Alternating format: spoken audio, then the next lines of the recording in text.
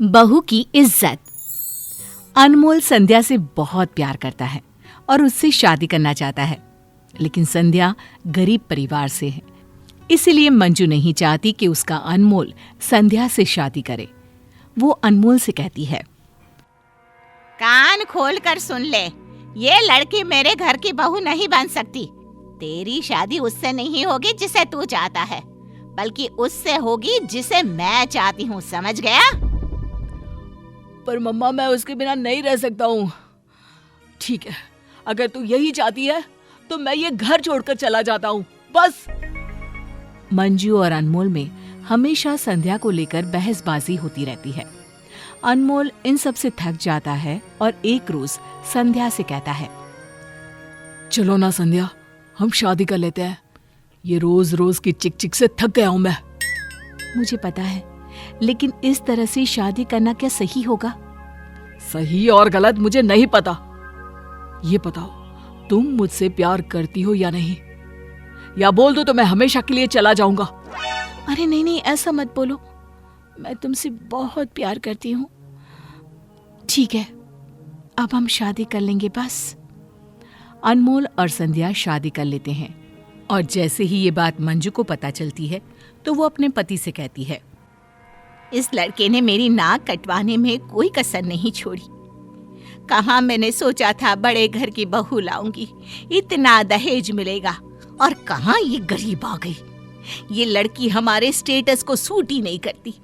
समाज में इज्जत ना चली जाए, इसलिए मुझे अपनाना तो होगा, लेकिन इस लड़की का जीना मुश्किल कर दूंगी मैं। इसमें उसकी क्या गलती है? बच्चा अपना ही है। अनमोल ने तुमसे कितनी बार कहा था, लेकिन तुमने उसकी एक बात नहीं सुनी। मंजू एक बड़ी सी पार्टी देकर संध्या को घर ले आती है। पार्टी में आए लोग पार्टी की वाहवाही के साथ संध्या की सुंदरता की तारीफ के पुल बांध देते हैं। संध्या की मुंह दिखाए में उसे बहुत पैसे मिलते हैं और कुछ ज्वेलरी भी मिलती है। सभी लोगों के जाने के बाद मंजू संध्या के कमरे में जाकर कहती है, कभी देखी भी है इतनी बड़ी पार्टी? तुमने क्या सोचा, इस घर में तुम रानी बनकर रहोगी? मेरे लिए तुम एक नौकरानी से कम नहीं हो। चलो लाओ वो सारे पैसे गहने जो तुम्हें मिले हैं, मुझे दे दो। तुम इन सब के लायक नहीं हो। मम्मी जी, मुझे वैसे भी इन पैसों का कोई लालच नहीं है। मुझे मम्मी जी मत कहो, ज्यादा भोली बनने की जरूरत नहीं है। संध्या अपने तोहफे मंजू को दे देती है और ससुराल के पहले ही दिन संध्या की आंखों में आंसू आ जाते हैं। अगले दिन संध्या ससुराल में पहली बार खाना बनाती है और संध्या सुबह से लगकर बहुत सारे पकवान बनाती है।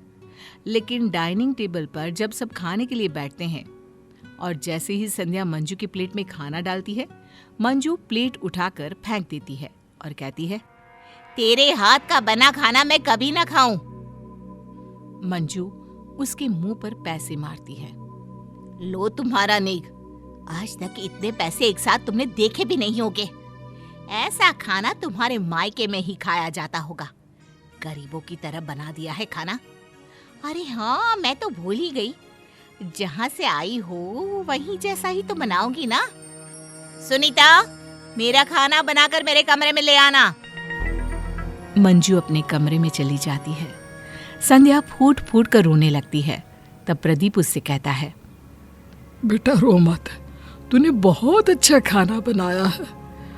क्या करे, इस घर में अच्छे इंसान की कोई इज्जत ही नहीं है। मैं मजबूर हूँ, तेरी कोई भी मदद नहीं कर सकता मैं। कोई बात नहीं पिताजी।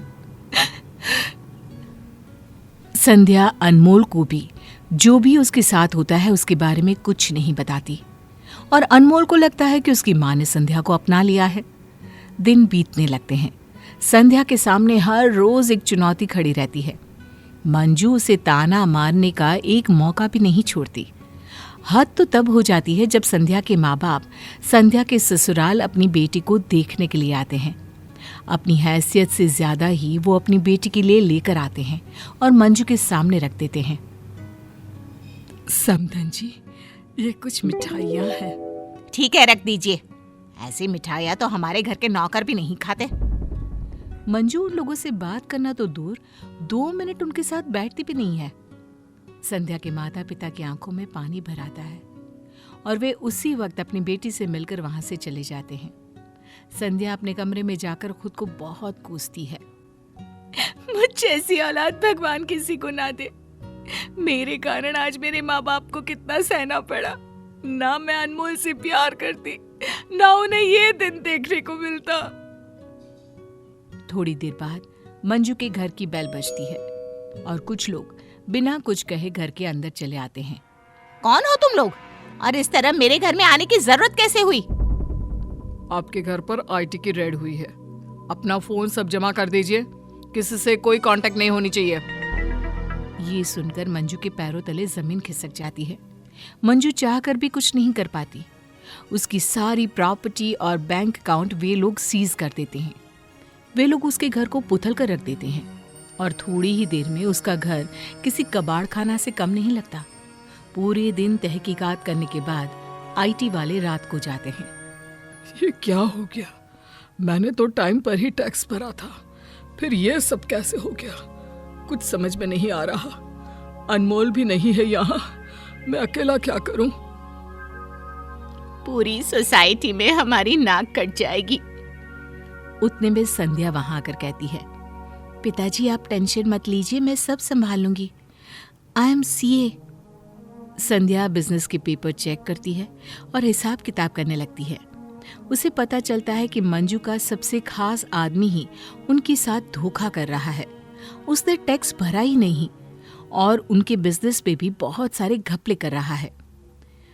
संध्या उसे पकड़ लेती है और अपने दिमाग और अपनी पढ़ाई का इस्तेमाल कर सब कुछ संभाल लेती है।